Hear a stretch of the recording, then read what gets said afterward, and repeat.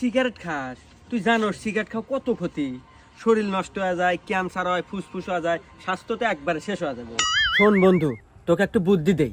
আমার কাছে একটা মেয়ের নাম্বার আছে, তোকে সেই নাম্বারটা দেই, ওই মেয়ের সাথে প্রেম কর। আর প্রেম করলি পারে তুই সব সময় থাকবি ফুরফুরা মেয়ে আছে, আর রোমান্টিক মুডে থাকবি অল টাইম। তোর সিগারেট বিলে মনই যাবে না।